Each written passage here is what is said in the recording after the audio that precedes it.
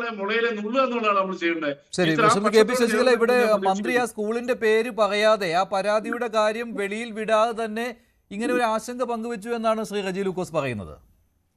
എന്നോടാണോ? അതെ അതെ, അതെന്താന്ന് പറഞ്ഞാൽ ആ ഒരു വിദ്യാലയത്തിൽ ഒരു വിദ്യാഭ്യാസ മന്ത്രിക്ക് പത്രസമ്മേളനം നടത്തണ്ട. ഒരു വിദ്യാലയത്തിൽ അനിഷ്ടമായ ഒരു സംഭവം നടന്നു എങ്കിൽ ഒരു വിദ്യാഭ്യാസ മന്ത്രി ഉടനെ കയറി ചാടിക്കയറി പത്രസമ്മേളനം നടത്തുകയല്ല ചെയ്യേണ്ടത്. നാട്ടുകാരോ പത്രക്കാരോ അവസാനിപ്പിക്കേണ്ട ഒരു വിഷയമല്ലത്. ആ വിദ്യാലയത്തിൽ അത് നടത്താനുള്ള നടപടി സ്വീകരിക്കുകയും, അല്ലെങ്കിൽ അവിടെ എന്താണോ ഇനി ആരെങ്കിലും അവിടെ അരുതാത്ത അവിടുത്തെ ഞാൻ പണ്ട് രക്ഷിതാക്കൾ ആയിരക്കണക്കിന് ലക്ഷക്കണക്കിന് എത്ര കുട്ടികളുണ്ടോ അതിന്റെ രണ്ടിരട്ടി രക്ഷിതാക്കൾ, കാരണം മാതാപിതാക്കൾ ഉണ്ടായിരിക്കും. അവര് ബഹുജനം പലവിധാണ്. അവർക്ക് അവരുടെ അഭിപ്രായം പറയാനുള്ള സ്വാതന്ത്ര്യമുണ്ട്. ഒരു കുട്ടിയുടെ രക്ഷിതാവ് പോലും പരാതിപ്പെടാതെയല്ലേ കൊടിയും വടിയും എടുത്തിട്ട് ഗുരുവന്ദനം നടത്തിയ വിദ്യാലയങ്ങളിലേക്ക് മാർച്ച് നടത്തിയത്, ആ വിദ്യാലയത്തിനെതിരെ ആക്രോശിച്ചത്. അപ്പൊ എന്തേ ഈ തരം മര്യാദകളൊന്നും ഉണ്ടായിരുന്നില്ലേ? ക്രിസ്മസ് ആഘോഷം നടത്തണം എന്ന് പറയുന്നത് പോലെ തന്നെയല്ലേ 100% ഹിന്ദു കുട്ടികൾ പഠിക്കുന്ന ഒരു വിദ്യാലയത്തിൽ വ്യാസപൂർണിമ ദിവസം ഒരു ഗുരുപൂജ നടത്തുന്നതിന് എന്താണ് ആക്ഷേപം? ആ ഗുരുവന്ദനത്തിനെതിരെ പറഞ്ഞിട്ട് ഈ പറഞ്ഞ ഒരാളെയും പിന്തുണയ്ക്കാൻ കണ്ടിട്ടില്ല. ഒരു വിദ്യാഭ്യാസ മന്ത്രി ഞാനത് സംരക്ഷിക്കുമെന്ന് പറഞ്ഞിട്ടില്ല. നേരെ മറിച്ച് സ്വന്തം യുവജന സംഘടനകളെ വരെ കൊടിയും വടിയും എടുത്ത വിദ്യാലയത്തിന് നേരെ പറഞ്ഞയക്കുകയാണ് ചെയ്തത്. അപ്പൊ ഈ ഇരട്ടത്താപ്പ് എന്തുകൊണ്ടാ? ഈ ബഹുജനം പലവിധത്തിൽ ഏതെങ്കിലും ഇപ്പൊ പാലക്കാട് നടന്നത് വളരെ കൃത്യമായിട്ട് അറിയാം. BJP നേതാക്കളൊന്നും അല്ല, എല്ലാ BJP-ക്കാരാണ് പറഞ്ഞു കഴിഞ്ഞാൽ, അല്ലെങ്കിൽ BJP അല്ലെങ്കിൽ RSS ആണ്. അത് ശരിയാണ്, വിശ്വ ഹിന്ദു പരിഷത്തിന്റെ പ്രവർത്തകരാണ്. അവര് ചോദിച്ചൊരു കാര്യമുള്ളൂ, ആ സ്കൂളിൽ ആകെ 2 ക്രിസ്ത്യൻ കുട്ടികളാണ് പഠിക്കുന്നത്.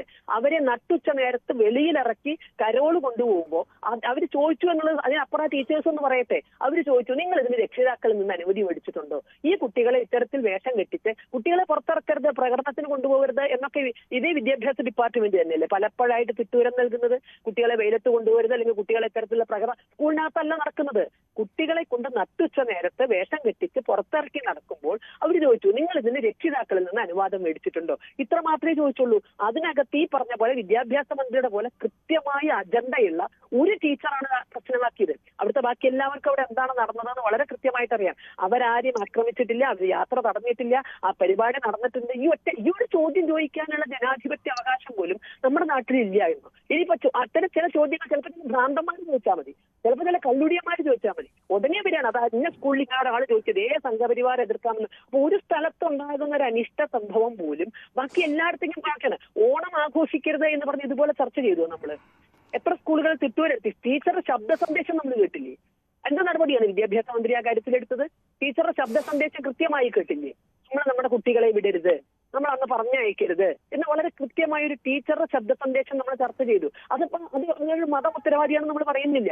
ആ ടീച്ചറുടെ സ്വഭാവം കൊണ്ടായിരിക്കാം, അല്ലെങ്കിൽ ആ വിദ്യാലയത്തിന്റെ പ്രത്യേകത കൊണ്ടായിരിക്കാം. പക്ഷെ അത് നമ്മൾ ഇതുപോലെ ജനറലൈസ് ചെയ്തില്ല.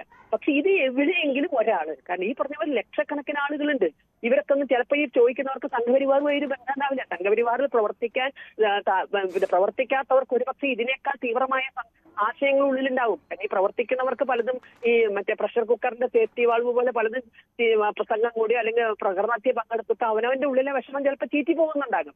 ഇവരൊന്നിലും പങ്കെടുക്കാത്തവര്, ഉള്ളിൽ ഇതിങ്ങനെ കുത്തി നിറച്ചിരിക്കുന്നവർ ചിലപ്പോൾ അവരവർക്ക് സാധ്യതയുള്ള വിദ്യാലയങ്ങളിലാകാം അല്ലെങ്കിൽ മറ്റുള്ളിടത്താകാം. അവർ ചിലപ്പോൾ ചോദിക്കും ഇത് എന്തിനാണ്, ഇതൊന്ന് ഒരു രക്ഷിതാവെന്ന് ചോദിച്ചു പോയാൽ ഇത് എന്തിനാണ് നടത്തുന്നത്? അവിടെ സംഘടനയാണോ നോട്ടീസ് കൊടുത്തത്?